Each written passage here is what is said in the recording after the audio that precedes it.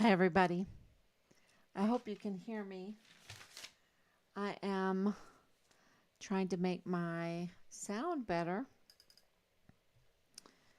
So I'd appreciate some thumbs up. So today is 1,181 days since Richard vanished from the barracks there at Fort Bliss in El Paso, Texas. And he didn't just vanish. We know that he was code reded. We know that um, tools were used to dismember him, and we're getting closer and closer. Oh, geez, I have chills everywhere um, from all the information that we're getting from these houses. It sounds like the sound is okay. So I'm on there. I see everybody. Thank you so much for coming on. And it, so good news. Our hero, the active duty soldier on Fort Bliss, who has, you know, he has questions. He has questions. He wants to know what the heck is going on with security on Fort Bliss. And he was not getting answers. Matter of fact, he got quite the opposite with the JAG office there on Fort Bliss. And so he has put an inquiry to Congress to answer those questions, and a request for Congress to inquire for him. As an active duty soldier, he's not like a civilian.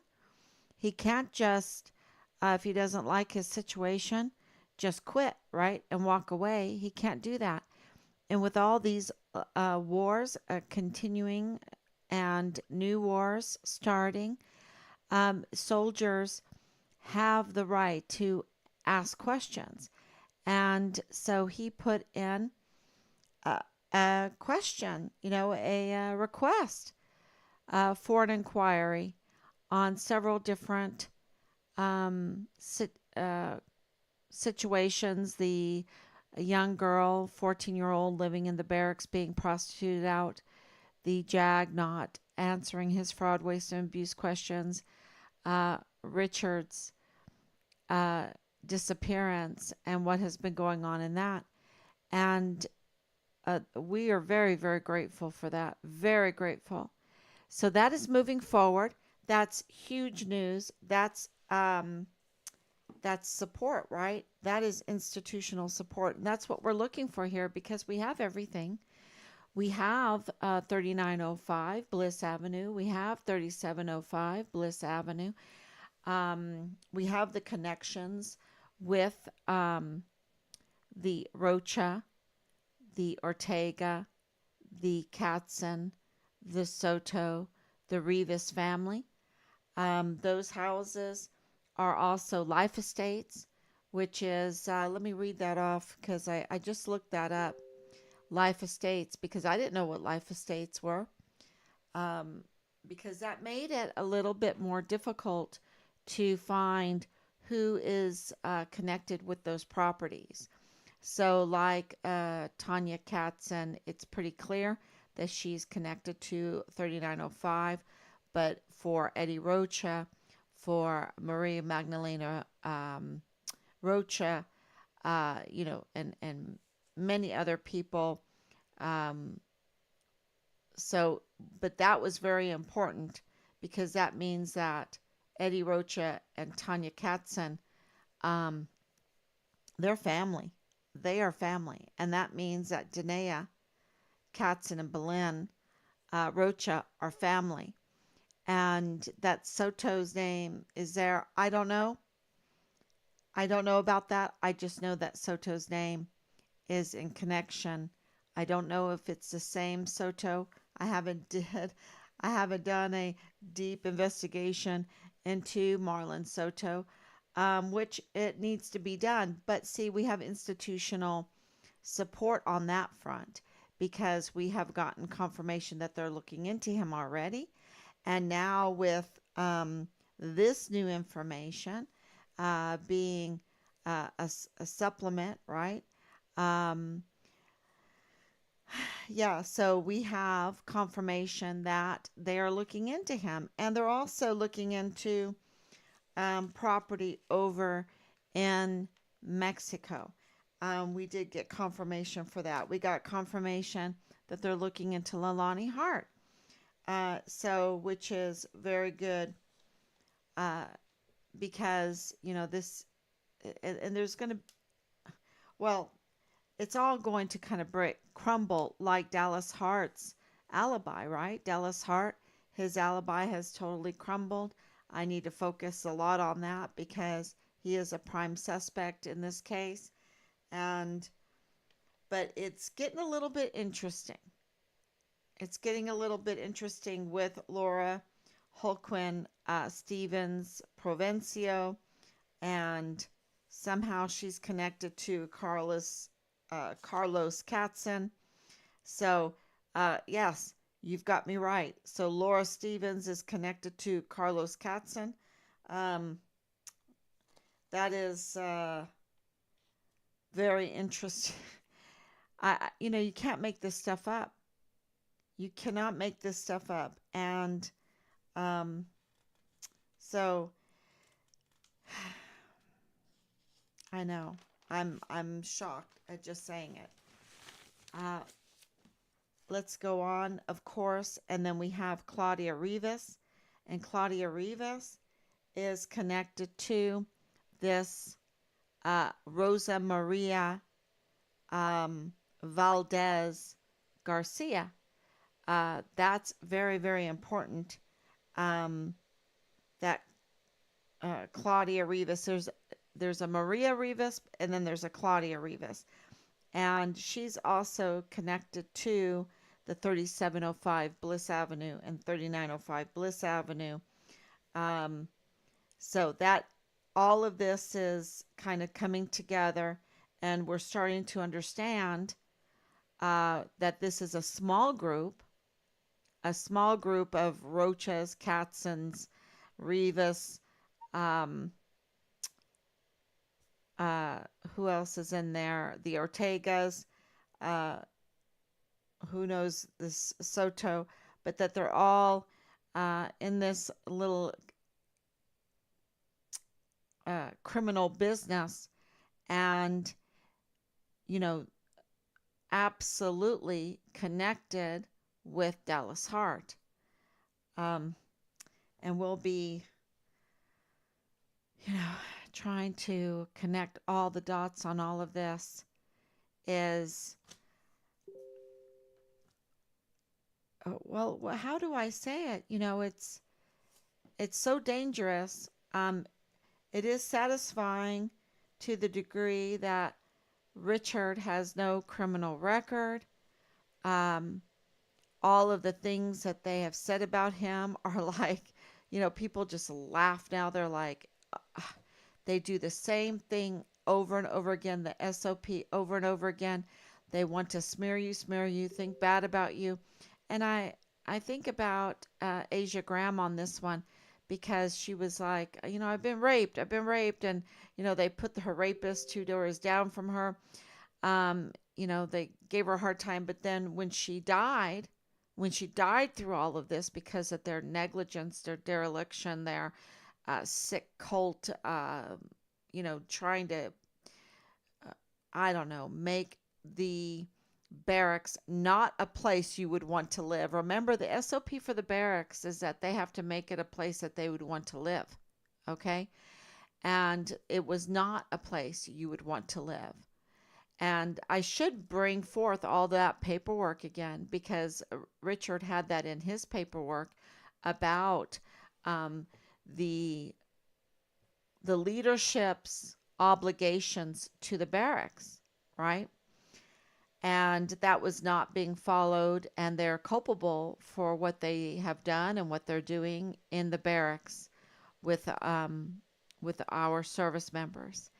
And when they found Asia, after she had passed away, R.I.P. Asia, and it was just, because you could get, it was a marketplace for illegal drugs. It was sexual harassment, rape, of course, lots of alcohol, a frat party every day. They're locking them in because of the COVID, and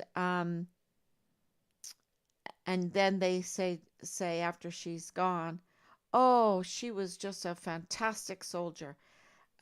Wait a minute. You've got things a little bit.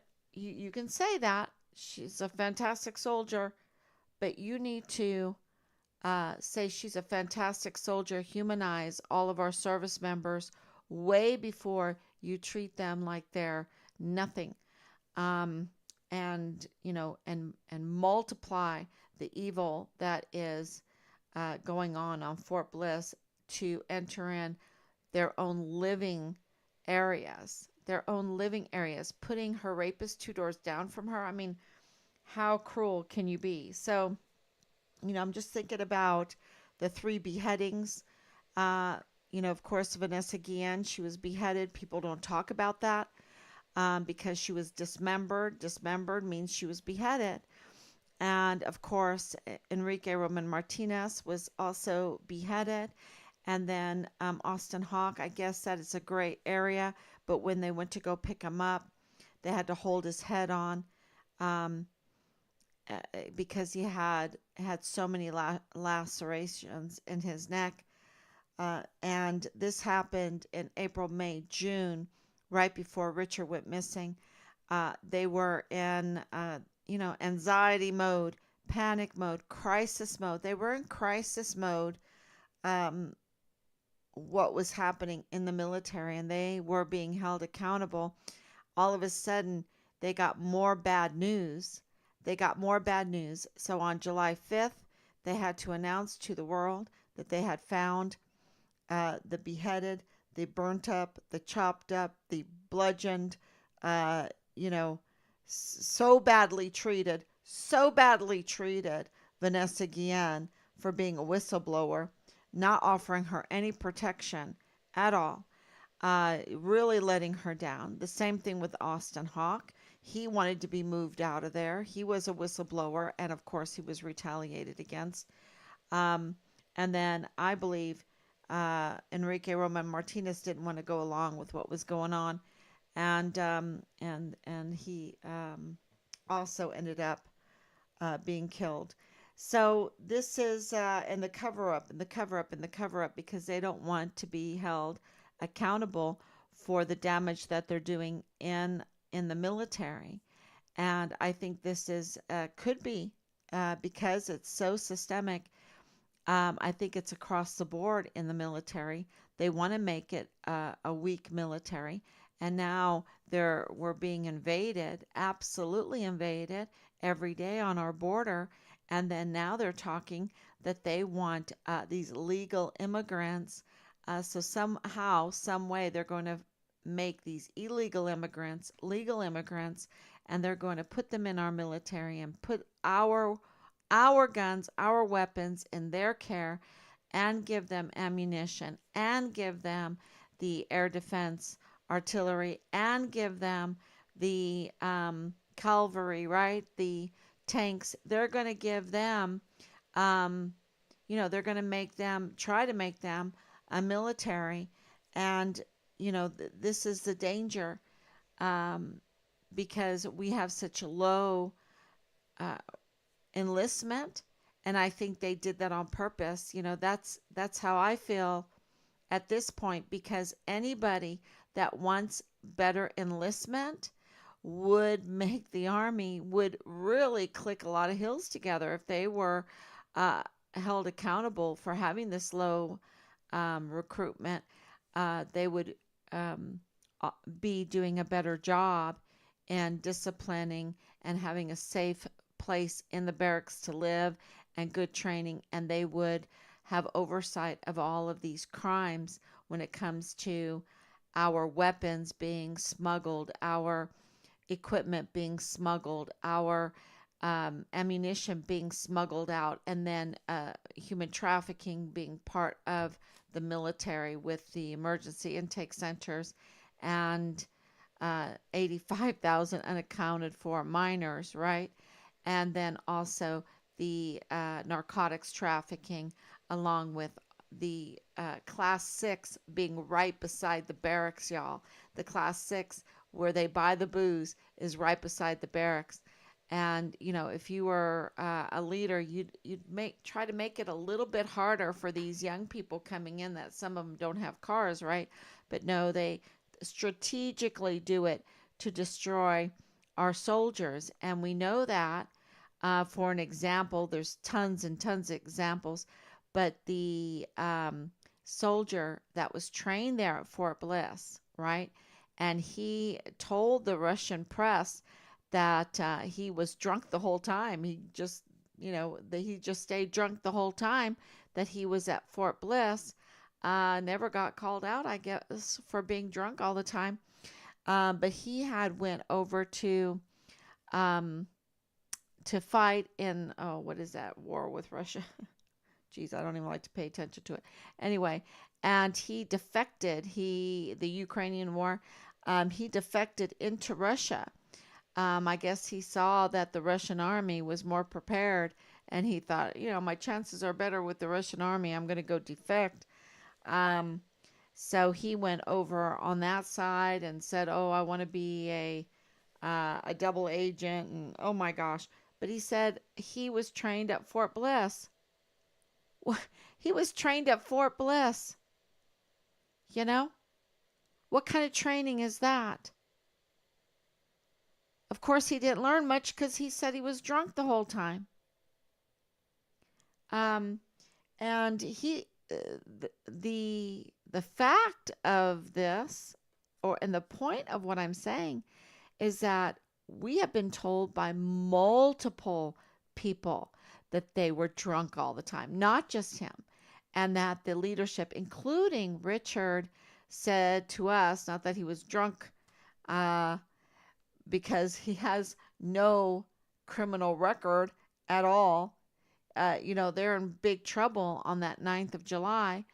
But he did tell us, um, yeah, Mom, I, you know, I can't go out. I can't go out because they're so bad. He felt his life was in danger. I know that now because he said he couldn't even leave his room because he would be in danger. So his life was in danger from the military leadership. And he said they were so bad. They're so bad. And he didn't want to be an NCO, and he didn't want to go green to gold. He just wanted to get out. Um, so that's huge news. So um, something to remember, right? The one other thing I wanted to talk about that, going back and reliving so many of the situations in this case, the field grade Article 15 has been sanitized from Richard's archive file. So it's like he never got the field grade Article 15. It hasn't been rescinded because he still has the punishment of that. He never, of course, they promoted him twice in April of this year and December of 2022. So it is,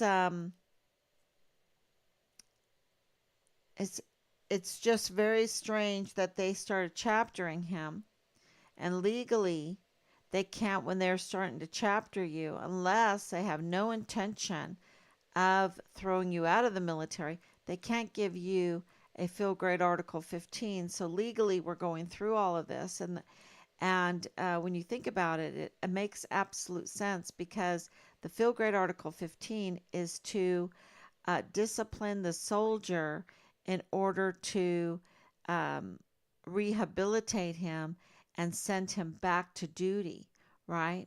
That's the whole point of these Article 15s. And, so it was never to throw him out. So we're looking at all the legal aspects of it, and they're so wrong. They're so wrong on every front, and so that makes them culpable of the bullying, of participating in the Code Red, and with the family connections at 3905 Bliss Avenue, at 3705 Bliss Avenue, and then we have another address that I'll let you know about tomorrow after we do some investigation on it. But with that, it's very clear that the CID has betrayed us, that they knew that Boleyn and Danae were related. They um, they sent the PI to just interview two people, that is Boleyn and Danae, because that really makes you think, how is Soto involved? Maybe he does know something about that house. Well, we'll get to the bottom of that. But it seems like, no, the more important people are like Claudia Rivas, the more important people are Leilani Hart and Dallas Hart. Um, and, now we have the Laura Stevens with Carlos Katzen connection.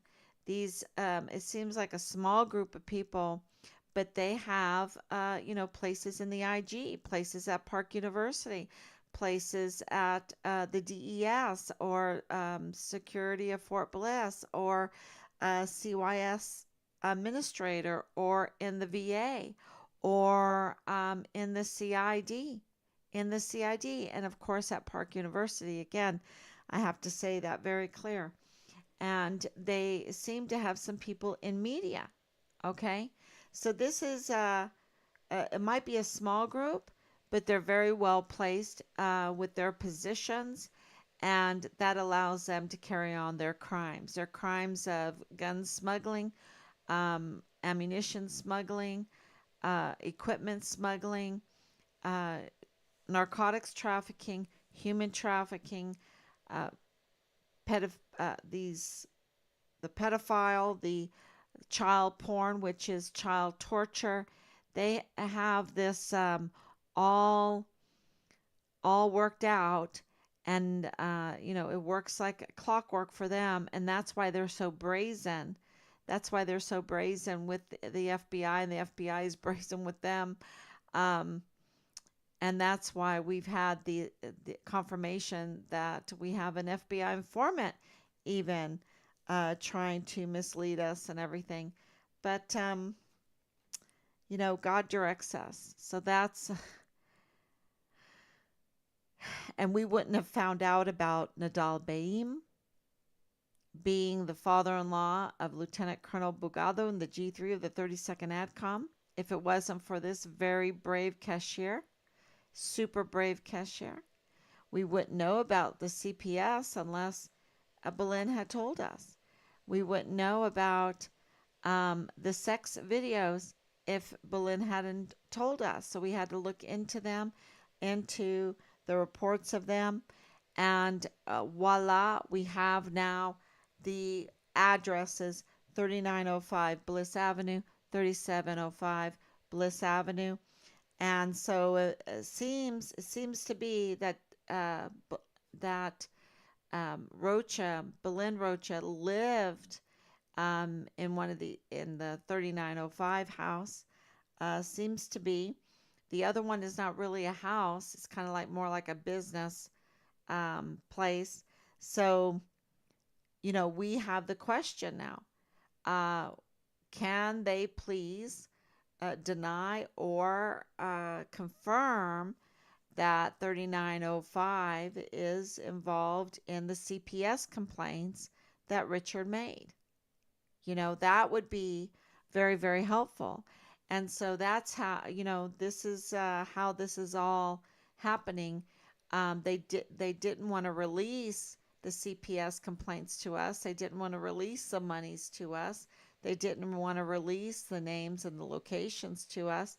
But because they just are impotent, really, literally impotent, um, God works around them, and all of a sudden we have Nadal Baim's name, we have the addresses, and then the institutions go, oh, wow, they're getting along, so we're going to give them support now. We're going to look into Marlon Soto. We're going to look into Leilani Hart. We're going to look into this area of interest over at Kilometer 29. We're going to look into, yes, we are getting institutional support like that. And that's very, very important to mention because when you see that the CID lied to us when they had a heads up, it's kind of like what happened in Israel right now, right? They had a heads up that this was going to happen. And I'm not saying, making any excuses, that it's not an atrocity and that atrocity needs to be accounted for. But what I'm saying is that they had a heads up, so there's leadership that is not doing their job and they're putting the people in danger. And the same thing that happened over there, that happened even in Palestine, because Richard and I, we even were there. We were there. We went to Bethlehem. We went to Cana. Cana and Bethlehem are both in Palestine, or the Palestinian held area. And, we went to Jerusalem. We went to Masada. Masada is also in the Palestinian area. And I can tell you, they don't get trash pickup. Okay? It's very trashy over there. Why aren't they getting trash pickup? So you put these people in a situation, and I think the last leader that just passed away for Palestine, he passed away as a multi-billionaire, right? As a billionaire. So it's not just, oh, you can't just blame it on it's kind of like in our country. You can't just blame it on Republicans or blame it on Democrats. The blame, is right across the board. Is right across the board. So this is greedy people at the top, and they'll side with whoever, and they make the people suffer, and then they let them be targets for these bombs, or let them be the army to bomb because they're hypnotized in what the leaders have told them and think that it's the truth. And because I'm telling you, we saw what was happening there, and you know, um, it's such a beautiful area of the world, and it breaks my heart to see that they're bombing because people uh, in Jerusalem, the amount of different cultures that are there, uh, it's I don't think the rest of the world understands until you go there and you see all the different cultures there, all the different peoples from all over the world. And so it's just an amazing experience, and it just broadens your understanding that this is more of a money leadership problem than it is for a people, because the people, um, they have embraced people from all over the world. Um, so it's more of a, like if you want to say a barracks where there's supposed to be SOP and there's not, and they turn it into a very violent place. That's what the leadership is doing, and that's what they did in the barracks. They have turned it into a very violent place, and it can be cleaned up overnight. They could click hills together overnight, and I believe that's the same thing with a lot of these skirmishes around the world. So, yeah, so for Richard's case, yes, thank you so much for your thumbs up on that one. Um, so in Richard's case, we have this really odd field grade Article 15 that has been wiped away. So we're going to be questioning all of that and requesting different things for the GOMAR, for the GOMAR made permanent, for the Chapter 14, for the field grade Article 15, and of course, um, this investigation into Soto, full force, and more added. more added to that, a supplemental to the criminal complaints that we have. And of course, we're putting together other other reports to put in about Dallas Hart. Of course, Leilani Hart is being looked into already, but we're going to add supplementals on that one. We put in a criminal complaint against her already. And of course, we have to look into the Major General Eisenhower, because he is left without any excuses, and he can't just obstruct justice in our son's case and not think that there's going to be accountability for that. And he has not been misled any longer. He can't use that as an excuse, because we have written him diligently. Diligently, we have written him about everything that we knew. So another letter is going to go out to him, especially because of all of these connections and how these are connected. Um, I also, what did I put up today? Oh, these life estates.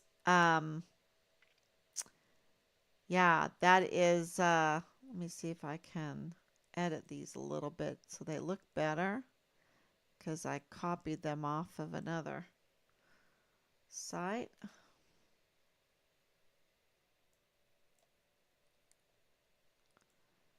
Yeah. Okay, I have them on Telegram on Farm Richard Halliday. A life estate, and these houses are in life estate.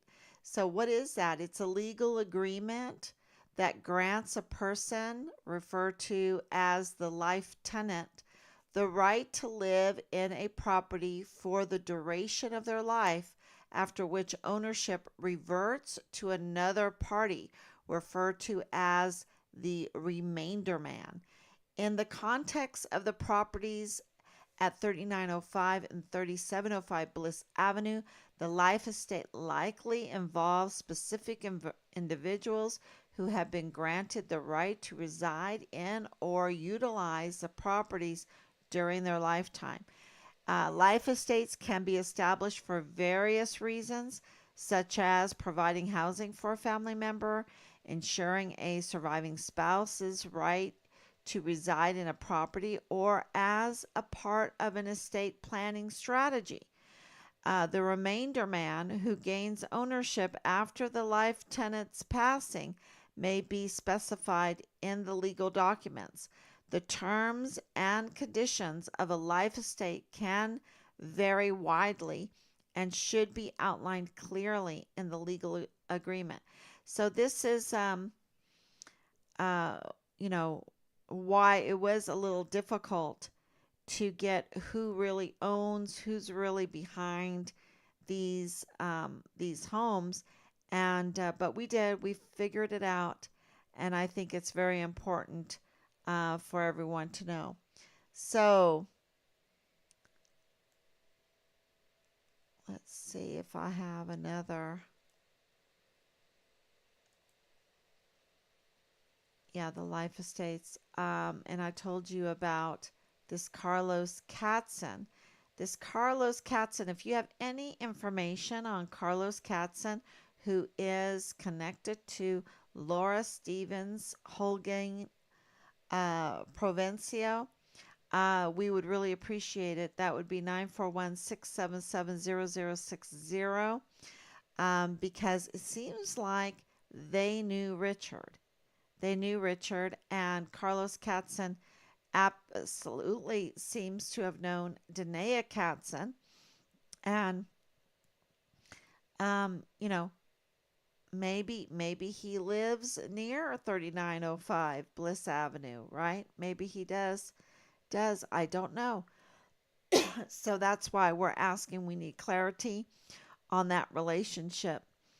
So that would be Laura Stevens Holguin Provencio, and then Carlos Katzen. So that would be a huge help, because it seems like they knew Richard. Yeah. This Claudia Rivas at 3705 Bliss Avenue and including 3905 Bliss Avenue is also, um, we're asking for more information on that.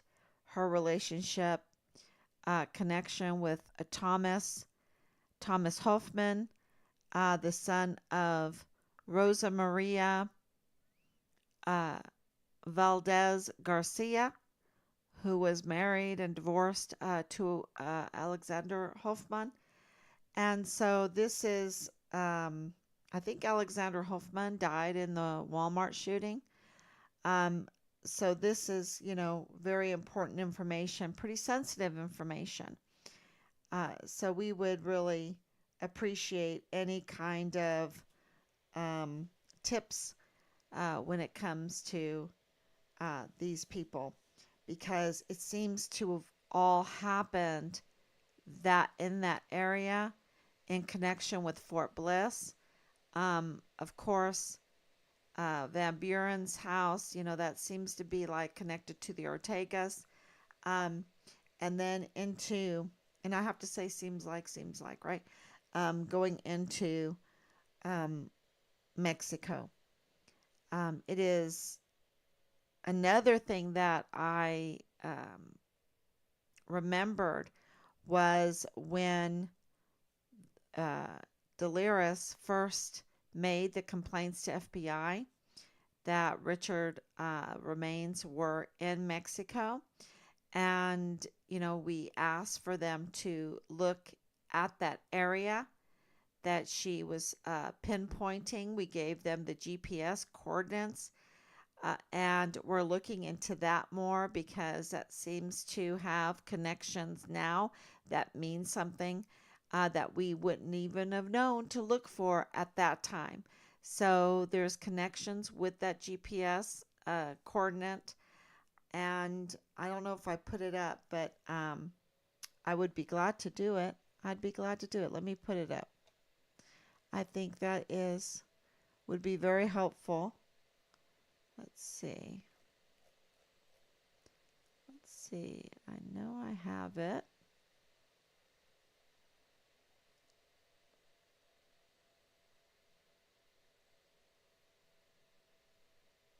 Maybe I don't. I have to look for it.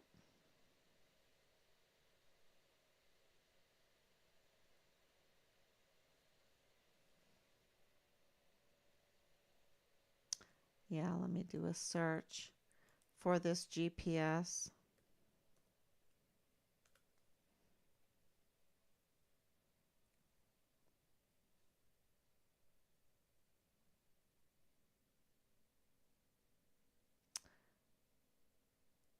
Yeah, here it is. Got it. And thank you for being patient on that one.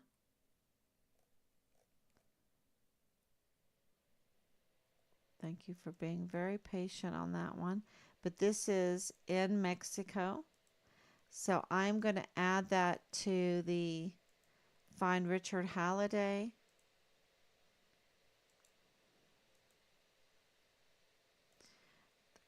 The Mexico, that's kilometer 29 GPS. And if you know anything about that area, okay, there we go. And I'm going to double check because I had it on my copy and paste. Maybe I should add it to our little conversation. Maybe I'll do that a little bit later. Let's see. I'm going to check and make sure that that's the area. Okay, ends in 11 and ends in 11. Yep, I got it right. Okay, so let me put that on Facebook and then you will have the GPS coordinates for the kilometer 29. And if anyone has information, that would be super helpful because something stinky is going on there. And the people of of Juarez are sick of it. They are absolutely sick of their death toll. Absolutely. I was there. I hugged so many of them. I can't even tell you, and this is during COVID. I did not care one bit. Um, in times like, what we were living through, people need a hug, right?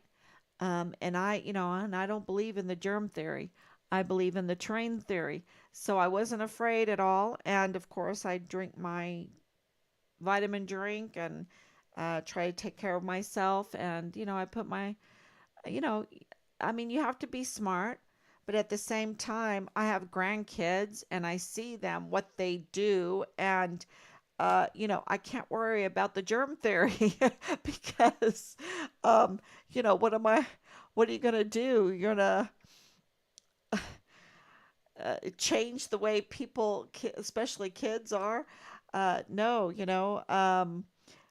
so, you have to raise them up in the way they should go, of course. But if they one wants a bite of another one's French fry or popsicle or whatever, and they're playing out in the dirt, and I have a little sandbox out in the back of my house, and they play in that, and they just have a great time in the garden. And if I had to worry about germs, I have a little pool, and at the end of it all, they all jump in the pool, and I spray them off, and we're good to go. Get some towels, you know, um, and they eat nice, eat healthy, drink healthy.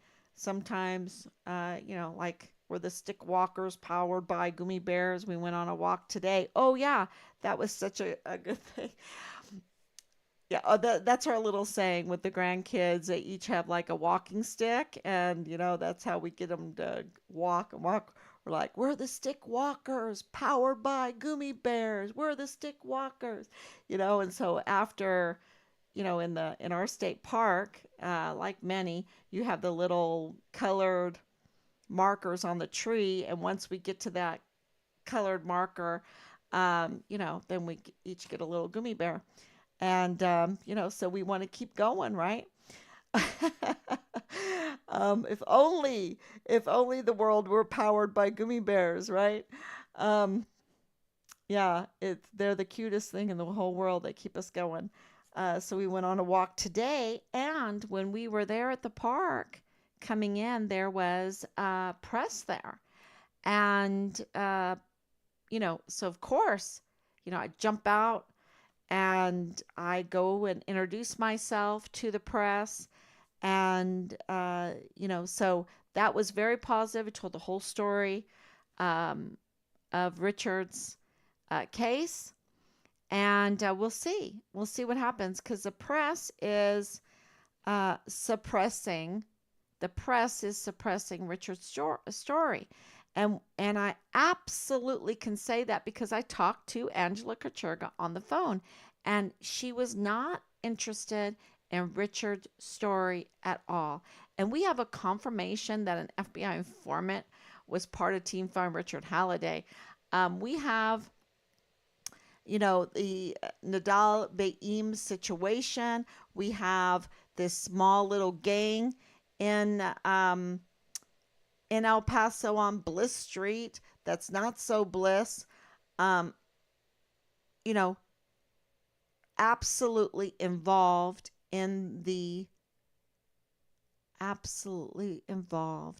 in our son's case. And Angela Kacherga doesn't want, because she wrote a secondary uh, article on Asia Graham, so it's in her nature to follow up. But so why doesn't she want to follow up with this? And we seem to have the reason why there is a suppression of the media of Richard's case. And, because so many people are implicated in the law enforcement community there, especially on Fort Bliss, and Richard's case, to tamper, to cover, and even Park University And so there's a lot of pressure to not cover this case because so many jobs are on the line. And not only jobs, people's lives are on the line. This, when you see that this involves more than just Richard's case, that these same people are involved in something else too, and it's just so evil and so criminal, and they're trying to protect that. They're putting every person in El Paso and on Fort Bliss in danger. And Angela Kucherga is helping them. They're, she's helping them put them in danger. And that means that Bob Moore of El Paso Matters is doing that also. And that means that KTEP is doing that also. And I don't know why Natasia Paloma doesn't have time to follow through with the Danae to get Danae back in there. Everyone knows who she is now. She's a credit card girl. She's a Jane Doe. She's the one that they sent her. They sent her. Okay? This is, she has connections with the CID. She has connections with Park University. She has connections with the Rochas. She has connections with the Ortegas. She has connections within Fort Bliss and with Leilani Hart. She is very cozy with Leilani Hart. Okay. So this is, these are all connected. And you would think that Natasia Paloma would call up and say, "Hey, Danae, I heard you were a con artist. I heard you were more than a con artist. You were sent to obstruct justice. Can you believe these lousy people that you work for? They use you as a human shield. You know, you're not even 25 years old, and they're putting you on the front line. They're gonna sell you out. I mean, they've played Danae and Belen so badly. You know, they've put them in such danger. And you would think that Natasia Paloma, being a woman, being a woman that has a career, and the same thing with Angela Kucherga, would want to look after these young women, right? That are being played and put in danger um, in the front lines of this criminal cabal that is absolutely criminal, y'all. It's absolutely criminal. And remember, they sent the PI in to, I'm going to investigate Richard's case. That we were played so bad with that. And we were played by Danae. We were played by Danae. We were played by Belen. We were played by Jay Paulin. These people are criminals. And, when I look at the ages of these two females, it, they didn't act on their own. That's my point. They were groomed into it, they were led into it, um, they were bought into it. And, you know, these people are so despicable. The ones that are trying to get the $1 billion, trying to get at least $400 million, right? They're trying to get their monies from the trafficking, the smuggling, and they have a lot to pay for, and they're trying to get their monies, and they're putting these young girls in front of them um, to take the hits. They've been totally played. And so, and I know that Danae has suffered mentally from what they've done to her. Okay. Because she told me. Now, was she a con artist and saying, all this stuff? I don't know. I don't know. Maybe that was part of her con, is to say how mentally injured she was. And I know from the posts that the soldier put up, that was accused by Danae, that he felt like he had been shot by his command. He felt like he was shot, murdered, code redded, whatever, by his command. So is this a dual code red? Because he definitely, I have lots of screenshots of him. And he definitely, I don't know if he's part of uh the crime group. um I don't know, but accountability uh needs to be, and I don't see any way around this except for, I don't even know if life sentences, these people have committed, when you hear everything, it's so bad. And you saw what I posted up, our questions that we wanted answered um, about the autopsies. Why can't we get those answered? That should be very easily answered, um, by Judge Robert Shook, by the CID, by the CID Quantico. So we're going to submit them again, resubmit them, see what happens. Um, and we know that we have authorities looking into Marlon Soto. So that's breaking news. That's very good news, because it just got worse for him. It just got worse. And it's so bad that, this is not a game. Texas just executed just a few days ago a carjacker, right? A carjacker that killed a woman while he was carjacking. Well, what Marlon Soto did is far worse.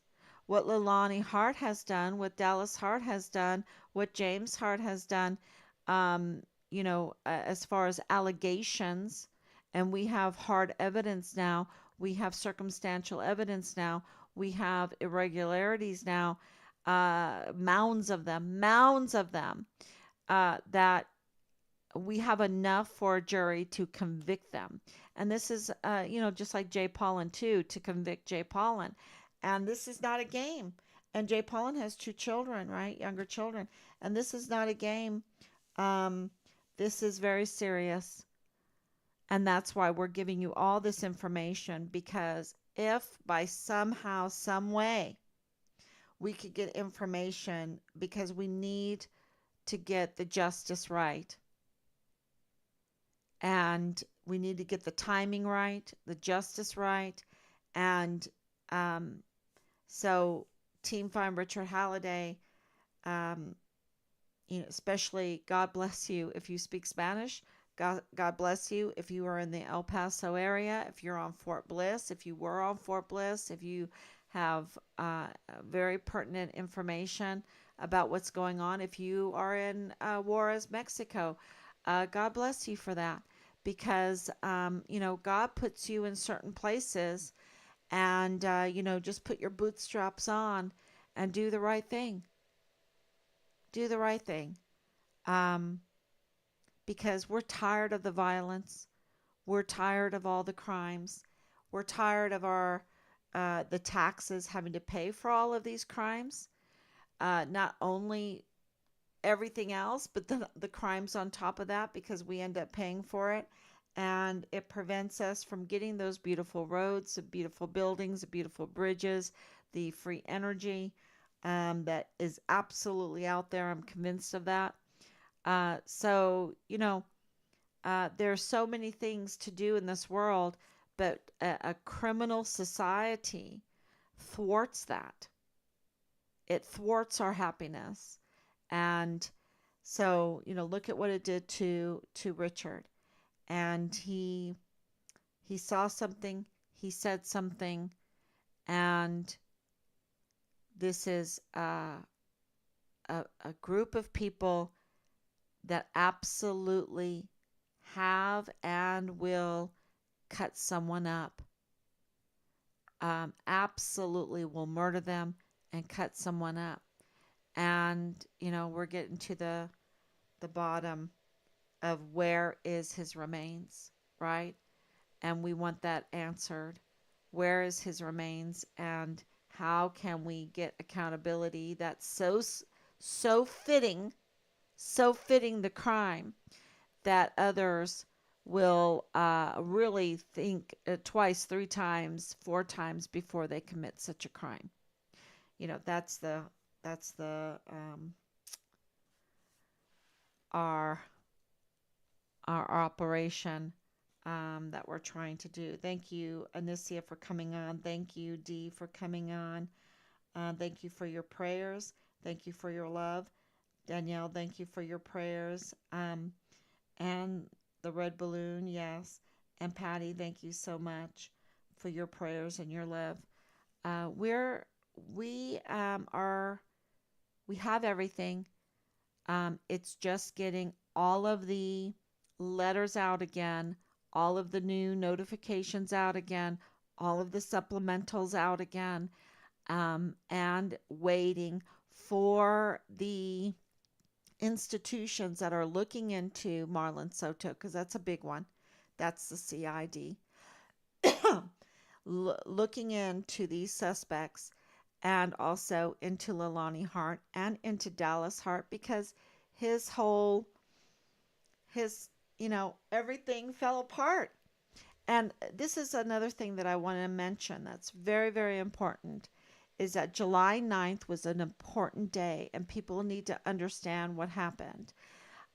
It's very clear now, uh, the motive behind all of this. Richard pulled on a string, which means he saw Belen Rocha do some unthinkable things, and children were involved. He reported to CPS. He reported to CPS. He reported to CPS. CPS seems to have been controlled. There was an insider there. I don't know. It seems like she had connections to Park University also and CPS. Um, I believe her name is Claudia Guerra. Claudia Guerra, Park University, and had very close relationship with Thomas Kane. So another one that had a close relationship with Thomas Kane, Leilani Hart, close relationship with Thomas Kane, and Ogle, close relationship with Thomas Kane. Um, wow, you know, um, so there was surveillance footage that was tampered with, surveillance footage that was missing, and are, the funny things happening at the entrances on Fort Bliss. Those are, of course, very horrible things happening in the emergency intake center. That's all his baby, that's his baby, and he burnt us with that one. He got the money, but he didn't do the job, and so he needs to pay the price. He needs to pay the price for that. Okay, so Richard put in CPS complaints. I'm not saying, I don't know if that went to Ann Ogle, if it went to Claudia Guerra. I don't know, right? But I know that they were looking into CPS complaints on Fort Bliss.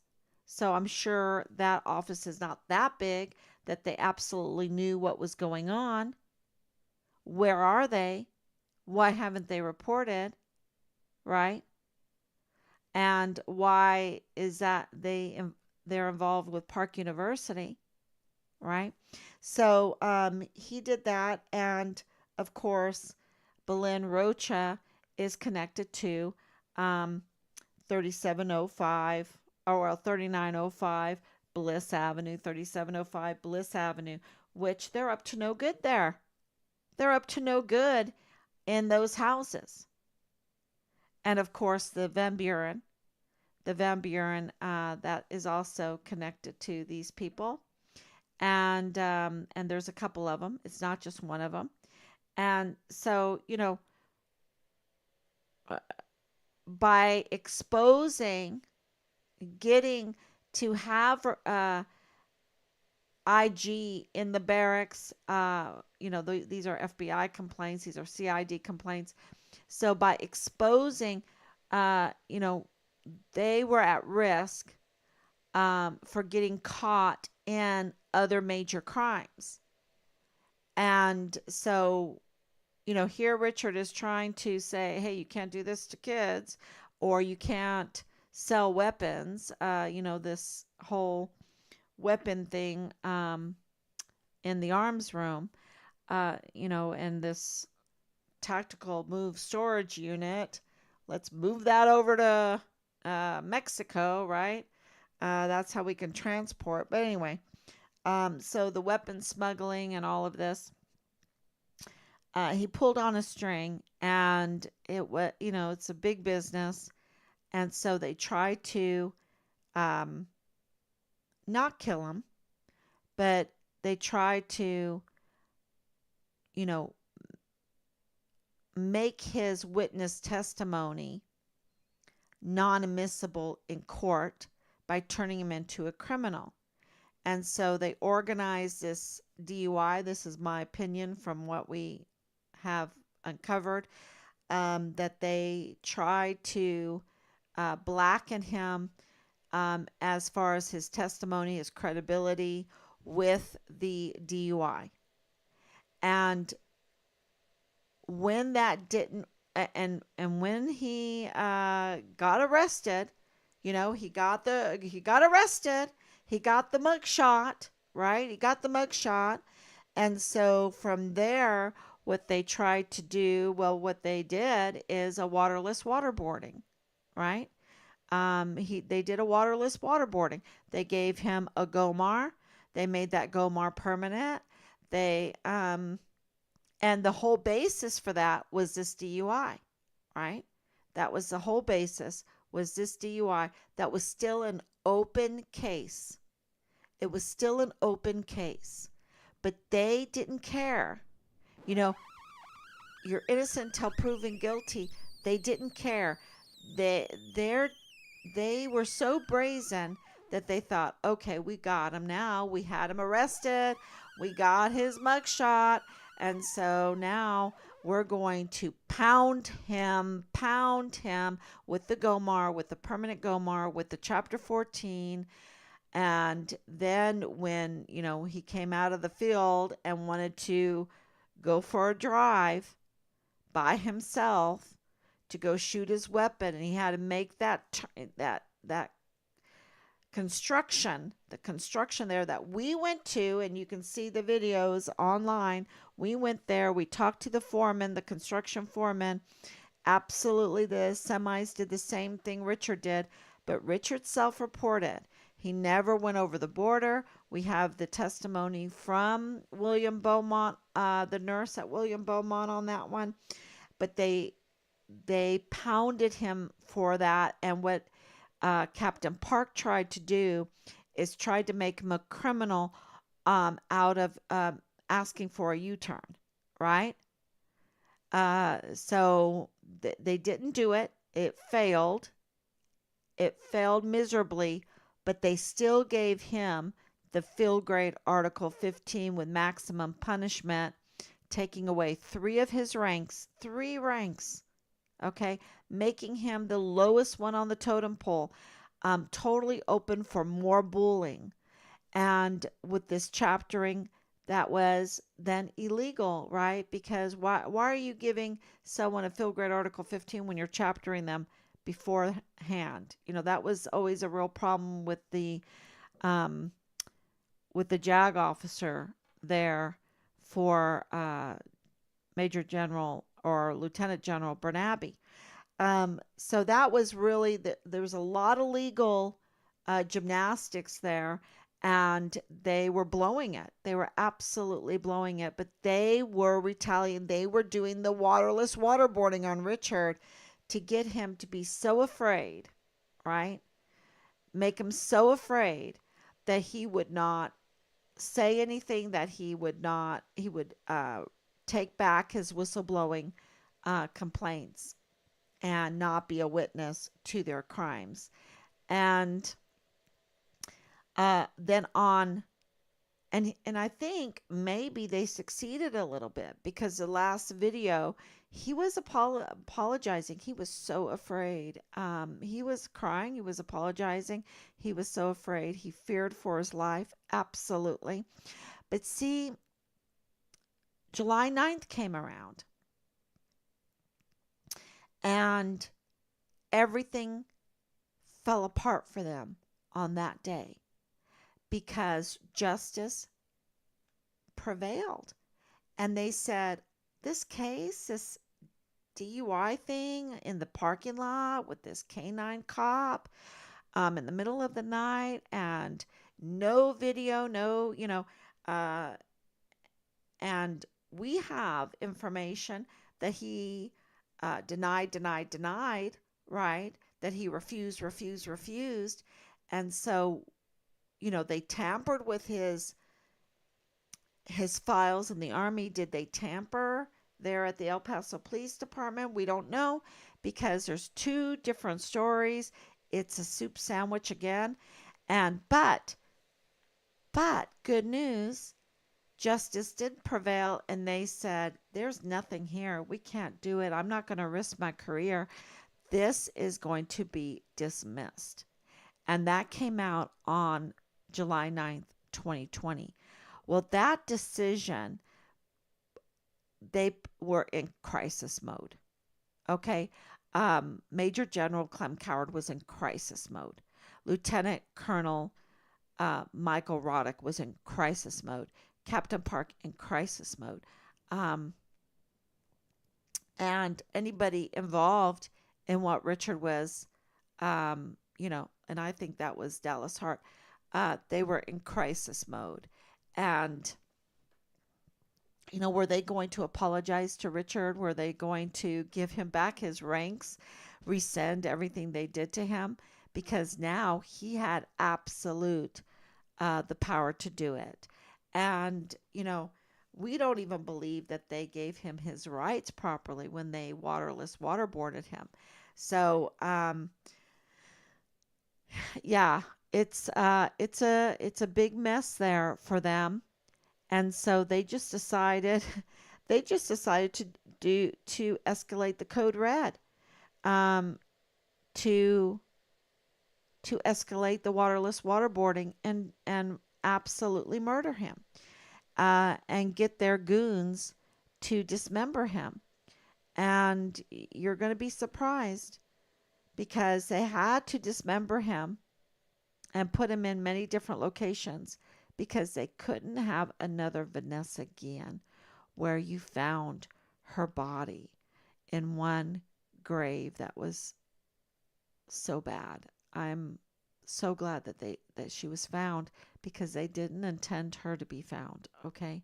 They didn't want her to be found. They wanted everything. They did everything they could um, to not have her found. And so yeah, I don't buy the story. The official narrative, I don't buy it. I really don't when it comes to Vanessa. I don't buy a lot of these official stories when I talk to the family and everything. So, and I know the official story with Richard has been absolutely botched over and over and over again, right? And so we've worked very, very hard to just get to the truth. And the truth is that he has no record, he has no criminal history, um, and he's a whistleblower. And they retaliated. And that fell apart on July 9th because the way they retaliated depended um, on that DUI, on that DUI. And everything fell apart then. And so they just decided, okay, we're going to have to just murder him. And so to me, that's the motive. And it's pretty awful, because the they could not now. He was very credible. He was made very credible by July 9th, 2020, and they couldn't have that. And there was too much money at stake, and there was their own lives at stake, because of their of their criminality, and they made Richard pay for their crime. So, uh, you know, so it's our duty to get justice for Richard. Yeah. Um, so we do have confirmation that they're going to look at Mexico. So that's very good news. Looking into Mexico and then also investigating Marlon Soto, investigating other key people in this case. So we are working behind the scenes. We are doing a lot, a lot. That's all and as information comes out, I will absolutely tell you. But I think putting those puzzle pieces together, I think we can all understand a little bit about what happened to Richard. It's starting to make sense. And um, it's just this, the prosecutor, you see, the prosecutor that's involved in this. And I have to tell you, and I haven't mentioned for a little bit, absolutely the Church of Jesus Christ of Latter-day Saints um, is a common denominator. And, we've asked that church to come out and help us because these people are a common denominator with the Church of Jesus Christ of Latter-day Saints. And if that was my church, if I was a leader in that, um, I'd want to act on this because it makes them look really, really bad. Yeah. And they're supposed to be very patriotic, but it makes them look very, very bad because of this criminal cabal and chopping up a soldier. Um, yeah, it's no, they don't look too good. So I hope they pray that they come forward. Okay, thank you so much, everybody, for coming on. And if you have any questions, if you have any information, please let us know. We dropped a lot of names today and a lot of information. And, if you know anything about any of that, please let us know at 941-677-0060. Just leave a message.